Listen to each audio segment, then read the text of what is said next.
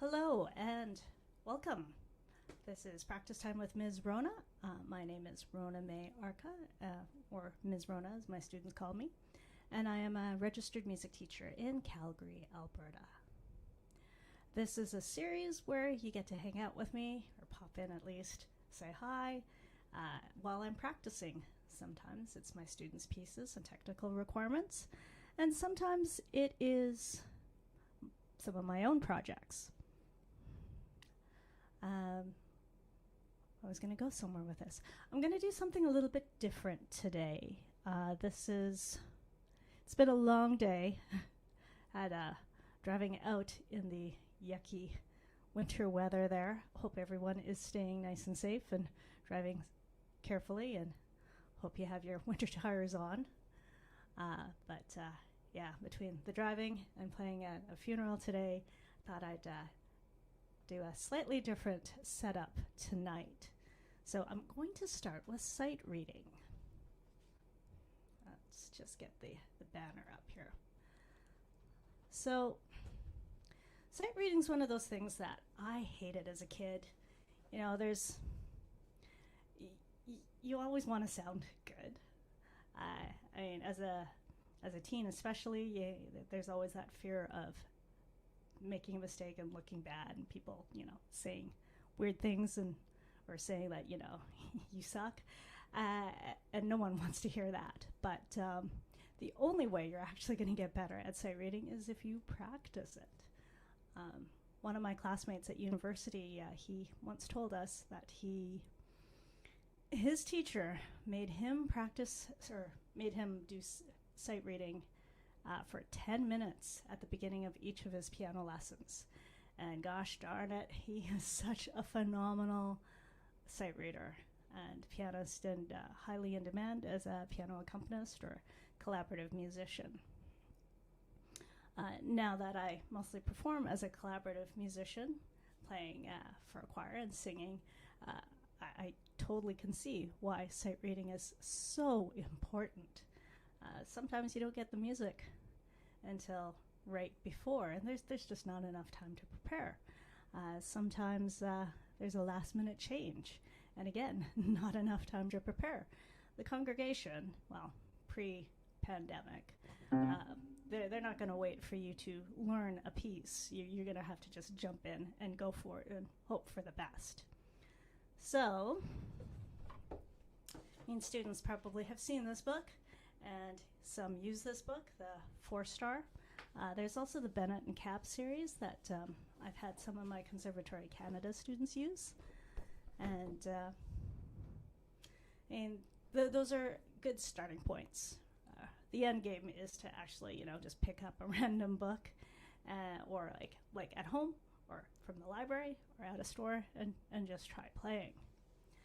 So just to give you all the same view that I'm going to have, I'm just going to call this up here.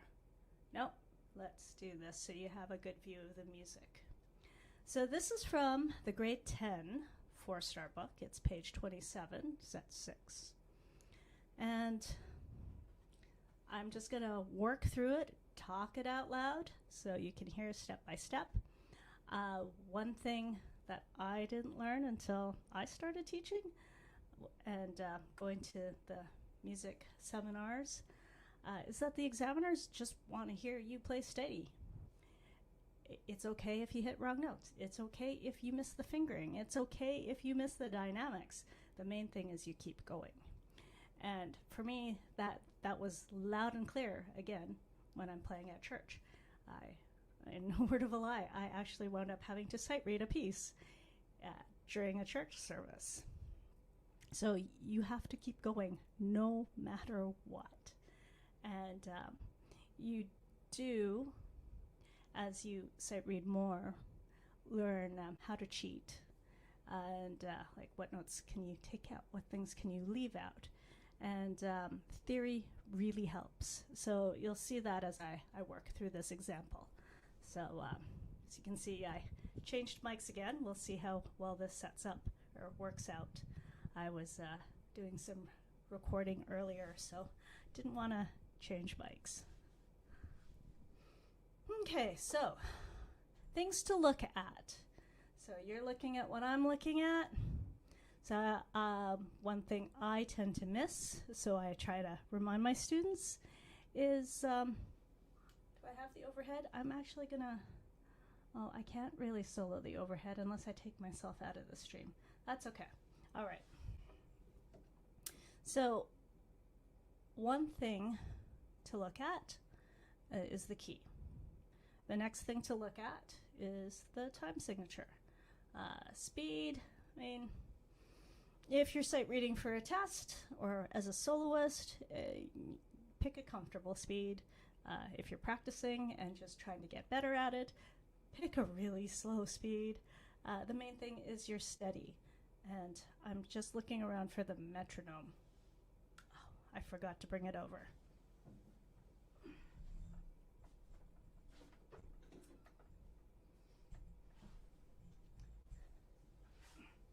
So if you don't have a choir, the metronome is your buddy. Or if you don't have a band, that keeps you going. So definitely one thing to work on. I'm going to leave this for the second example, though. Okay, other things to look at. Look for repeating patterns. Oh, yes, we have like that second line there. It has a box. That means the student is going to read it and clap the rhythm. So I'll take a moment to look at it. Pretty straightforward, so I'm just going to pick a comfortable speed and count.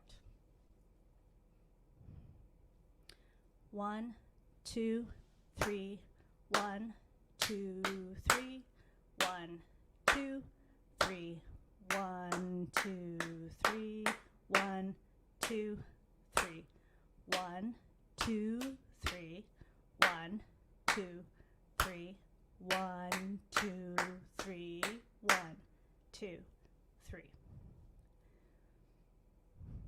Okay. So this one doesn't have ornaments in it, but if it did, you could totally take them out. Okay, so now as a next step, you study the music and just look for patterns, look for things to worry about. And if there's tricky rhythms, you can tap it out. I've heard varying opinions on this. I've had students, and I've done it where you pretend to play through the whole passage, but at least if I think back to my exam experiences, as soon as they see that, they tell me to go. So, probably that's their way of saying no. All right, so I am looking. I am in G major. I'm just seeing if there's anything unusual. Line 2, left hand moves to treble clef. So I'll have to watch that. Left hand, I could do those as solid chords if I wanted. It looks like a lot of it is just going 1, 5, 1, 5, 1, 5. 1, 5, 7, 1. Looks like we've modulated to A major, perhaps. Maybe. No. No, D major. Well, it's in motion. Okay, the other thing too is on the exam, examiners expect you to count in a bar before you start. My last exam that I did was actually a contemporary idioms exam through Conservatory Canada. I actually wound up counting out loud the entire time. Examiners really don't mind. It shows them that you are trying to keep it steady and that you know that you have to keep going. All right, I think I've looked it over enough, so I'm just going to go for it. I'll pick a nice comfy speed. 1, 2, 3, 1,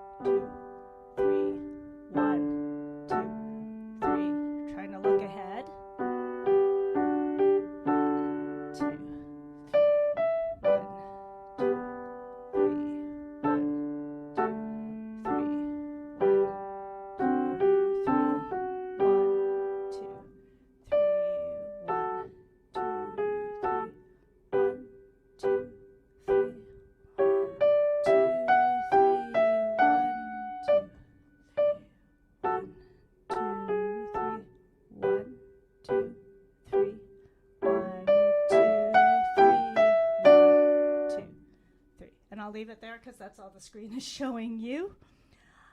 So counting out loud helps, looking for patterns helps, being able to just keep your eyes on the music and not look down at your hands is a huge game changer. So that means you have to work on being able to recognize the keys by feel. Okay, so next example.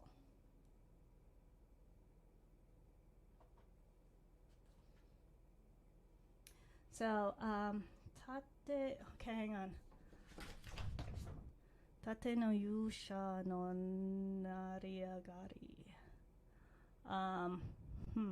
Trying to remember. I think this is Shield Hero. There's a reason why I grabbed it. It's from a show I've watched, I'm pretty sure. Because tate is shield, so.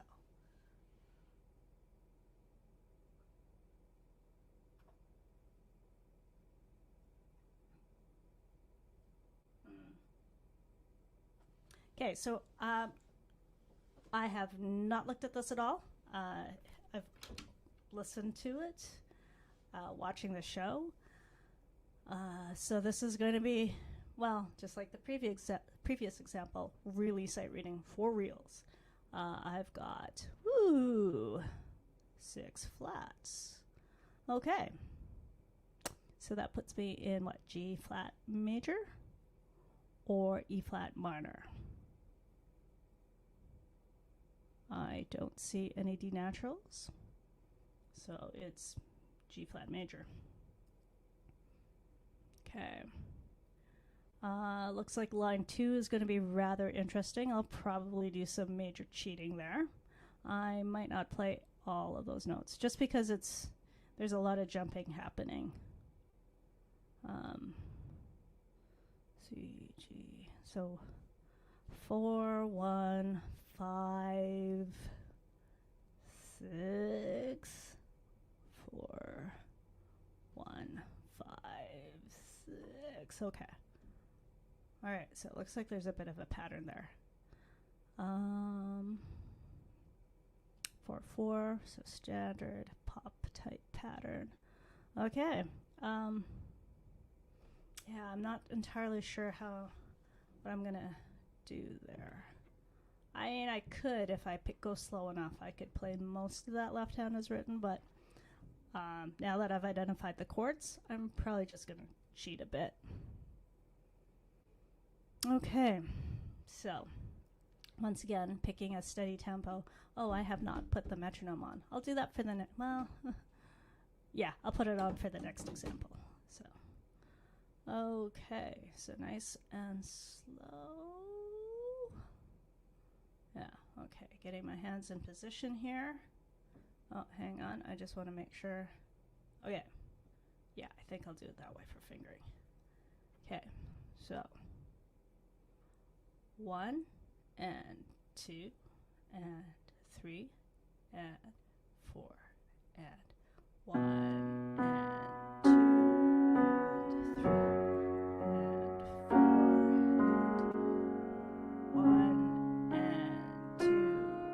and 3 and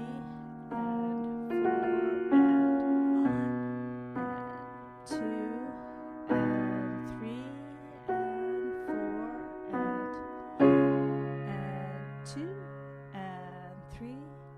and 1 and 2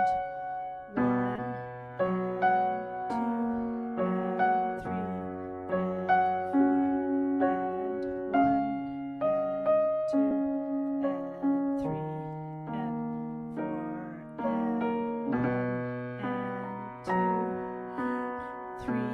4 and 2 and 3 and 4 and 1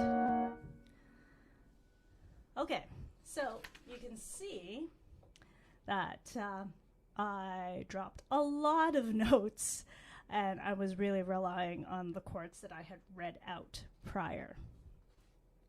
And you'll also notice that I didn't play all the notes in the right hand either, but the main thing is you keep going. Okay, next up. Oh. Yes. Okay. Uh-oh. Come on. There we go. Okay, so this is a new song that our choir director has picked. I have not looked at it at all. So yeah, again, really sight reading for real. The version that you see up there is, it's called the vocal sheet. It's written in SATB or 4-part harmony. I actually don't use that. I will show you what I do.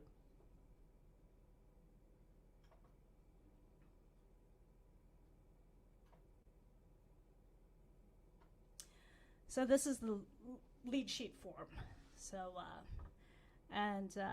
this is probably why my sight reading has improved as much as it has. Because like I said, growing up, I kind of avoided sight reading like the plague. I know some of my students do as well. So we will be working on that more. The other thing too is if you know you're weak with sight reading, start super easy and then just level up. Okay, and just to make this a true challenge, we are going to sight read with a metronome on. So it says 120, but I mean a good sight reading speed is going to be on the low side of the metronome. I'm just going to pick, 120. I might pick like 72. Okay, and I'm gonna go, I'll do the first two phrases. So we've got A major and D major. So the nice thing about this is I can rearrange this any way I want, so long as, you know, the melody, it sounds like I'm trying to get the melody and I'm trying to get the chord changes. But everything else in between, I can fudge. Okay. So yeah, if you don't have a choir or a drummer or a guitarist to play along with you, practicing your sight reading with a metronome will force you to keep moving. So 2, 3, 4, 1, 2, 3, 4, and 1 and 2 and 3 and 4 and 1 and 2 and 3 and 4 and 1 and 2 and 3 and 4 1 and 2 and 3 and 4 and 1 and 2 and 3 and 4 1 and 2 and 3 and 4 and 1 and 2 3. All right, so yeah, that didn't work out as well, but again, you just have to keep going. But the important thing is the beat steady. All right, so I think that's all I picked for sight reading. So I'm gonna turn off the screen share here, if I can find it. There we go. I'm looking at the camera through the ring light, and then there's the screen, so it's a very interesting, obscured view.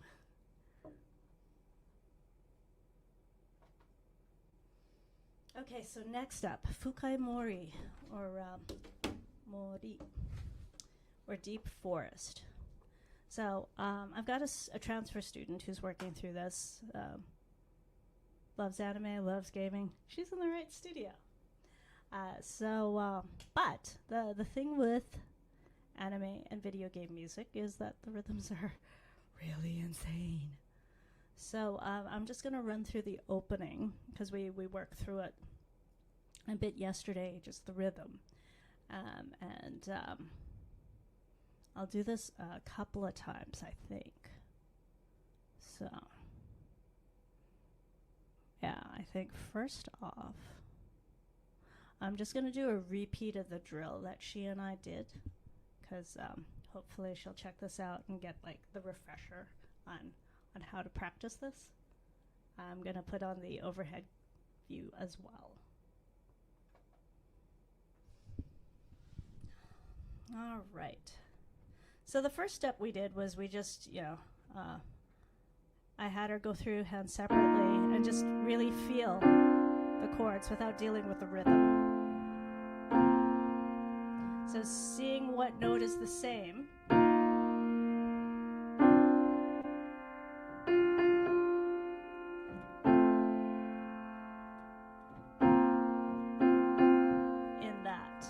And that takes care of the first 4 bars. The other thing was just getting her to get really secure with the bass.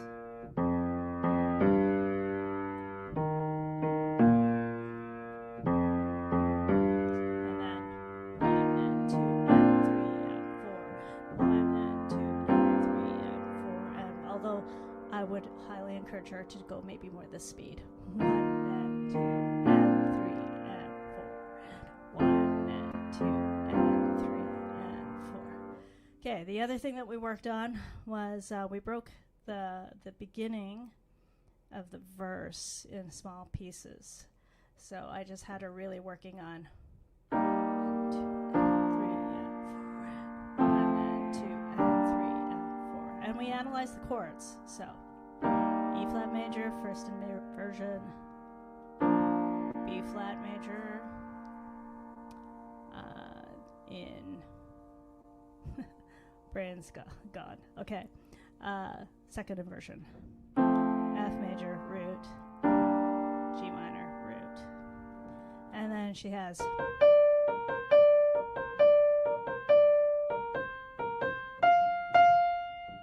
and that was all we really hammered with a lot of high chews. So I will go through this saying animated alligator. So animated alligator, animated alligator, animated alligator, animated alligator, oh, that was so wrong, sorry. Animated alligator, animated alligator. Okay, I did have a teacher, those of you who've watched this a few episodes back might have heard me talk about my teacher Eleanor, who had me use words to get the rhythm. So I'm just assigning a rhythm, a syllable for each 16th note. All right, so now I'm going to try counting it normally, which, you know, those of you who watched this a few weeks ago saw that, you know, my counting normally didn't quite work, so we're going to try again. Animated, okay, 1, 2, and 3, 3 and 4, and 1 and 2 and 3 and 4. Oh, see, I'm counting the 16ths as if they're eighths. 1 and 2 and 3 and 4 and okay, so we gotta go slow. 1 and 2 and 3 and 4 and 1 and 2 and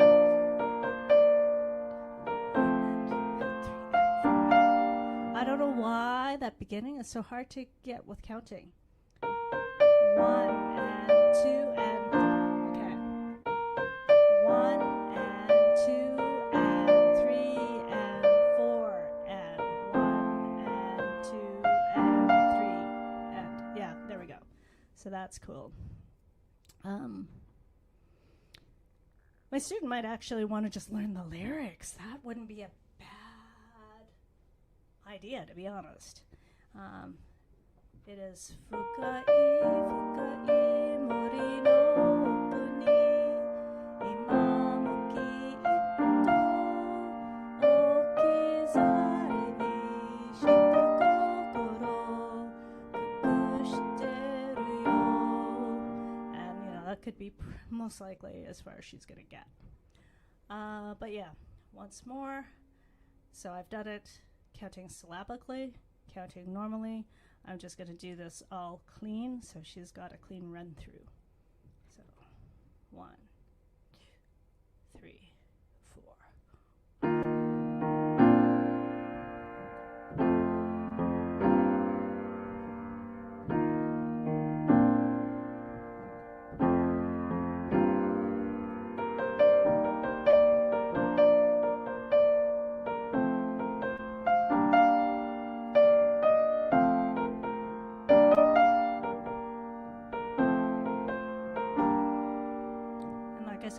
as far as she's going to get.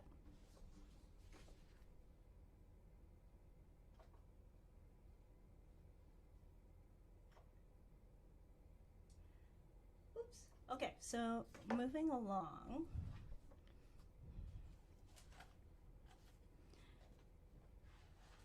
Okay, so Bourrée and F major. So one of my grade 7 students said if I was going to practice one of her pieces online tonight, it would be this one, just because of all the leaps and just trying to get the accuracy. And it is tricky. Yeah, she's right. I'm just trying to think about which spots. Okay, yeah. We worked a little bit where the pattern changed a bit. So I'll review those bits because that's where the pattern changes. That's likely where mistakes or blips happen. So I'm going to pop the overhead camera up though.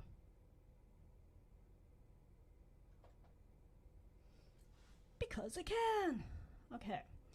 All right.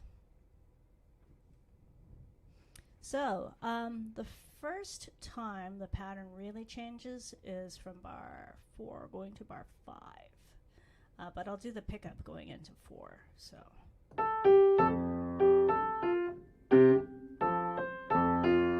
So that would be a spot to drill and then work your way outwards. We call that the inside-out drill. Okay, the next spot it really changes is bar 8 going to 9. So I will run through that. Ooh, hands were totally in the wrong spot, so I definitely need to do that again.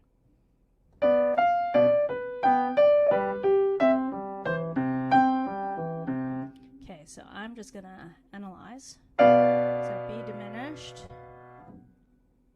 G major going to C. Because I am moving, I'm modulating to the dominant, which is C major.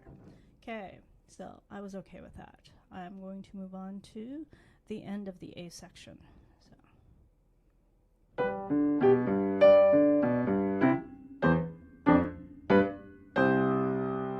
So my suggestion to my student is to do countdown drill.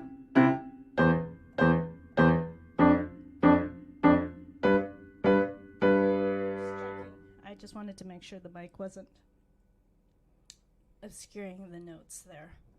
Sorry, I should have done that like in between a drill, in between rounds, not in the middle of the drill. Okay,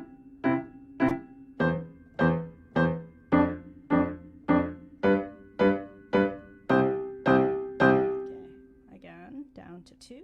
And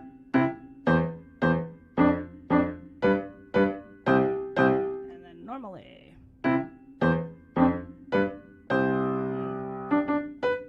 Again, because that wasn't as clean as I thought it should be, could be. Yeah. The other big thing that my student needs to work on, and probably she is not alone in this, is to really detach the non-slurred half notes and quarter notes. Because this back in the day would have been done on a harpsichord, so it would be very plucky sounding.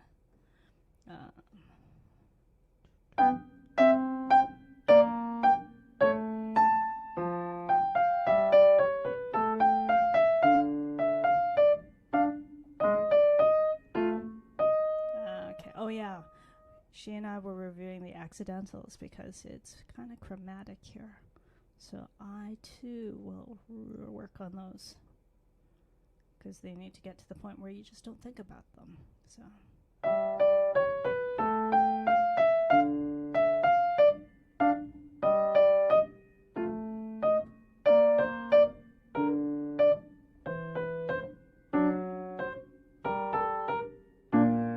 Oh. Okay, so I was missing that.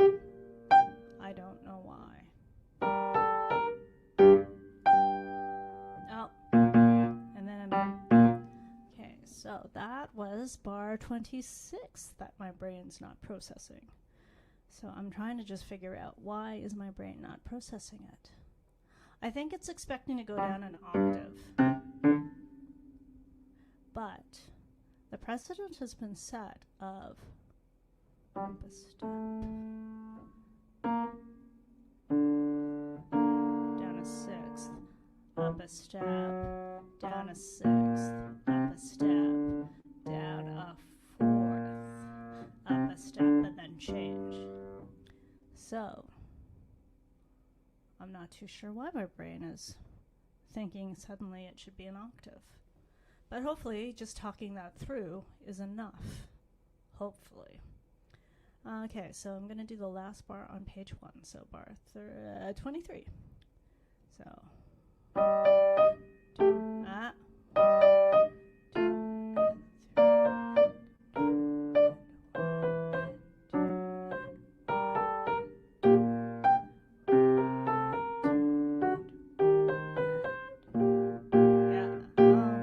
there's that octave I was looking for.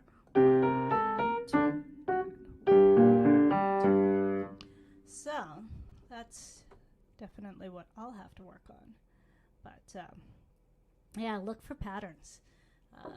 Student, both mine and anyone else who's working on this Bourrée in F major. I'm just trying to think if there's anything else that I personally would need to drill. I guess the next time the pattern really changes. So we've got the pickup going into 31, I suppose.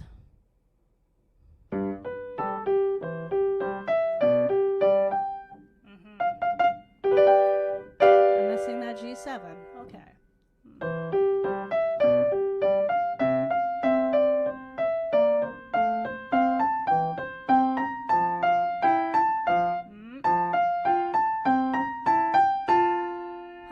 Okay. I just need to get that back under my fingers. That's pretty much it. Okay. And then the last piece I'm just going to do a little bit of work on tonight.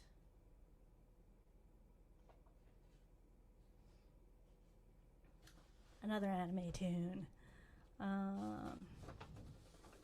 Okay. I must admit I still have not yet seen Violet Evergarden. I'm sure I have a few students who are going to go, what?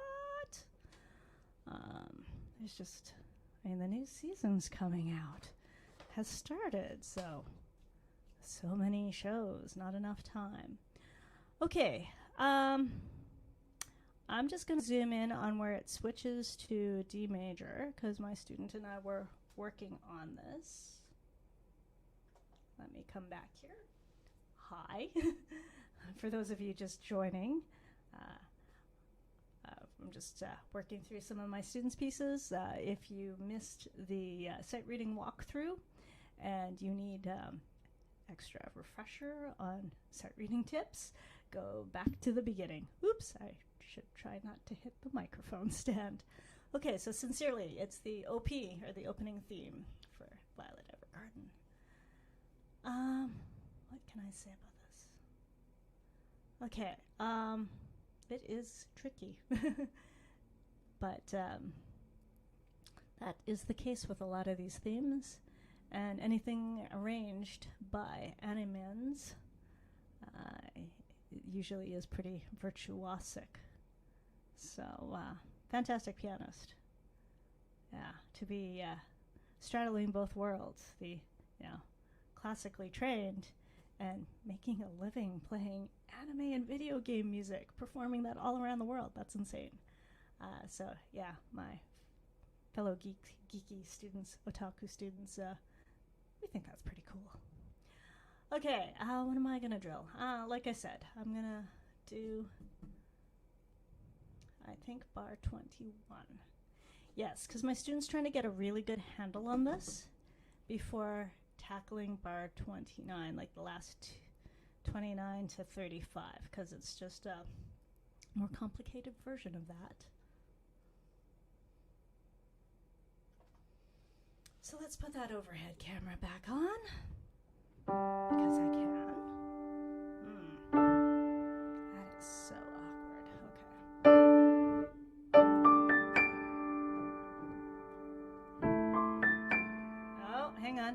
We got a review. There we go. Okay. Okay, so just reviewing. G sus2 apparently. So going to an A.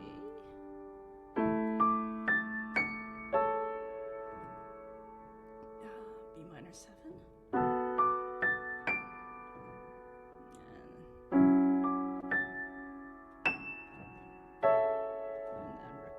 And repeat.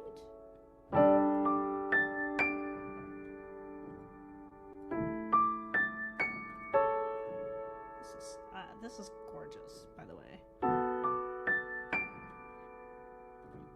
And that's, I'm just guessing there. Okay, so that's what she's trying to get more fluent in. So, I'm going to look ahead though. So I'm just going to deal with left hand first. 1, 2, 3, 4. I'll change the pedal there. 1, 2, 3, 4. There, yeah, that's better. 4 and 1, 2, 3, 4. Need to change there. Okay. And then right hand has, it's slightly different. Huh. Okay. So we have.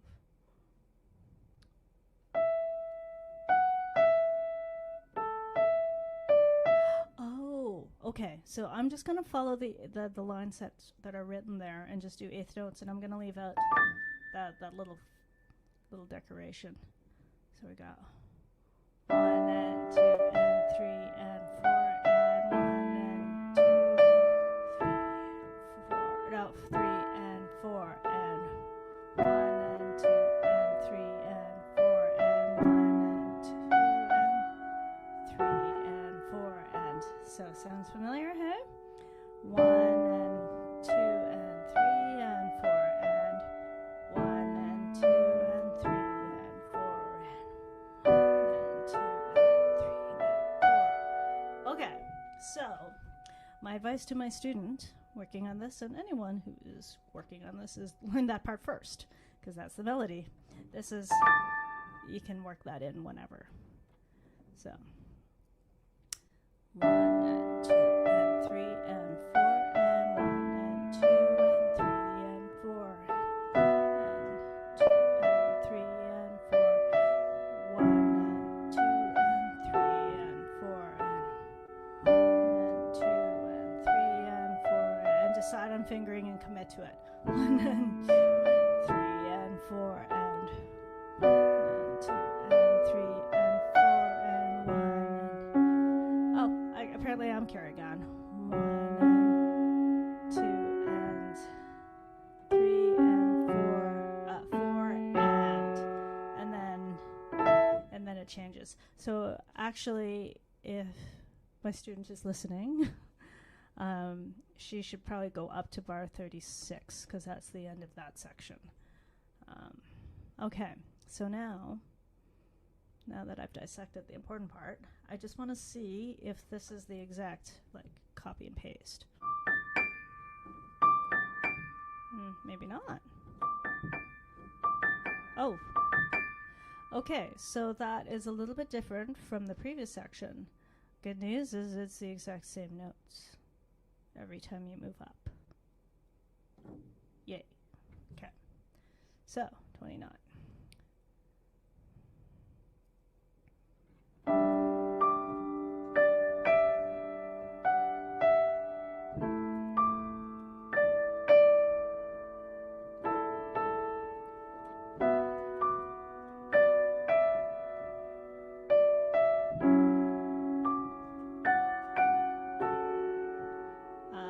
Pedal change there, I think, on the 3.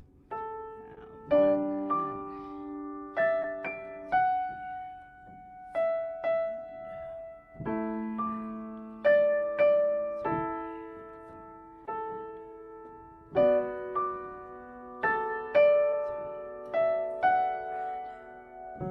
and 2 and 3 and 4 and Same pattern, but the melody is now in the inside.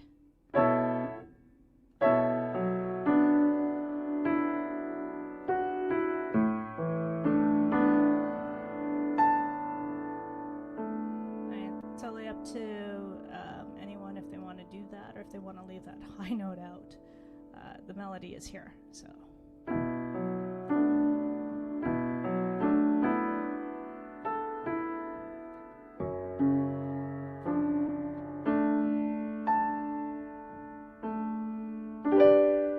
Okay, so I mean, really, good news is that it's the same chord pattern. It's just a little bit fancier.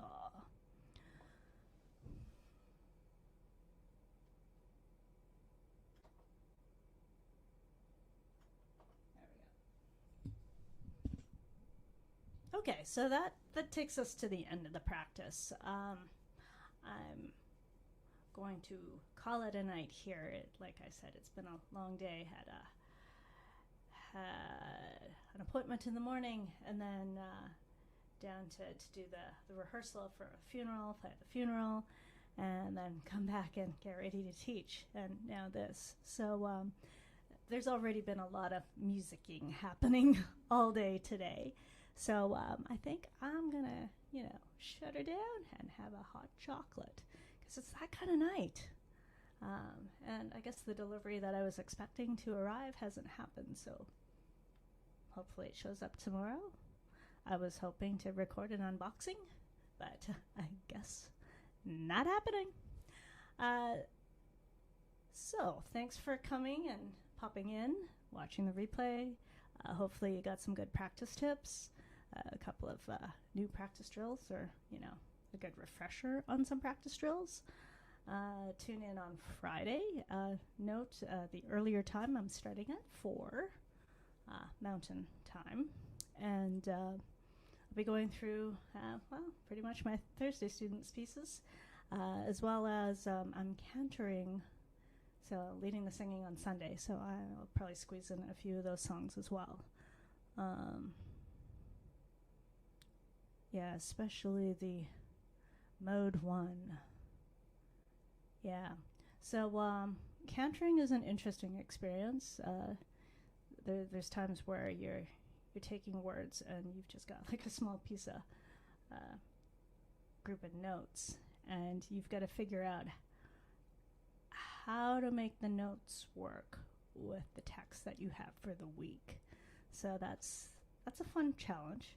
And then the ear training as well on top of that. So just trying to get the tune in your head. The one that we've been using up to this point has been kind of hard to keep it in my head. So I'm going to try a new one. But that means I have to practice it. So that will probably show up in Friday's stream. So that's it for now. Please stay warm. Please stay safe. If you're driving out there, it's yucky. But otherwise, if you have that opportunity to curl up somewhere warm with some tea or hot chocolate, or maybe something a little stronger if you're older, please do. And in the meantime, take care. See you next time.